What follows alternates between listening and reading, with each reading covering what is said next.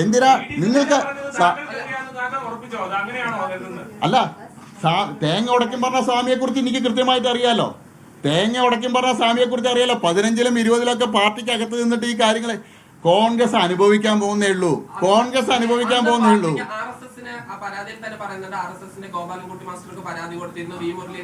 അതെ, ഞാൻ പറഞ്ഞല്ലോ.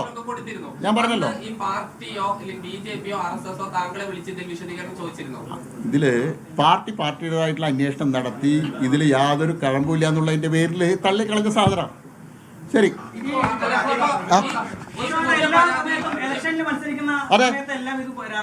പാലക്കാട് പ്രസ് ക്ലബിലെ ഇതേ പരാതിക്കാരെ വാർത്താ സമ്മേളനം നടത്തി അന്ന് ഒരു മാധ്യമം റിപ്പോർട്ടും ചെയ്തിട്ടില്ല.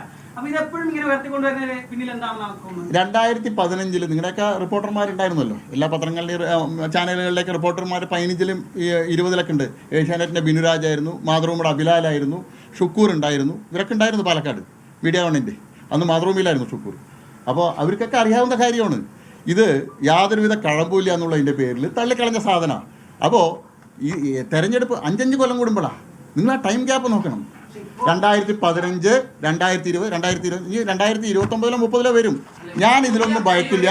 ഞാൻ ഇതിൽ ഏത് തരത്തിലുള്ള, ഞാൻ പറഞ്ഞല്ലോ, ഇതിൽ ആരായിരുന്നു വക്കീലെന്നറിയോ സിവിൽ കേസിൽ? CP പ്രമോദാണ്. അപ്പോൾ പ്രമോദ് എനിക്ക് അനുകൂലമായിട്ട് നിൽക്കില്ലല്ലോ, എനിക്ക് നിൽക്കില്ലല്ലോ. 2014 പരാതി വരുമ്പോൾ ഭാരതീയ ജനത, ഒരു മിനിറ്റ്, 2000 മറ്റേത് പ്രോസിക്യൂട്ടറല്ലേ കയറുള്ളൂ. അല്ല ഗൂഢാലോചന അല്ല ഞാൻ പറയുന്നത്. ഇനി വക്കീലിനെ സ്വാധീനിച്ചു നിങ്ങൾ അടുത്ത് പറയണ്ട. 2014 BJP അല്ല കേരളം ഭരിക്കുന്നത്. ശ്രീ ഉമ്മൻചാണ്ടി കേരളത്തിന്റെ മുഖ്യമന്ത്രി ആയിരിക്കുന്ന സമയത്താണ് ഈ പരാതി വരുന്നത്. ആഭ്യന്തര വകുപ്പ് കൈകാര്യം ചെയ്തത് കോൺഗ്രസ് ആണല്ലോ, BJP അല്ലല്ലോ. 2020 ഇത് ഇത്തരത്തില് പത്രസമ്മേളനമൊക്കെ നടത്തുന്ന സമയത്തും ഞങ്ങളല്ല ഭരിക്കുന്നത്.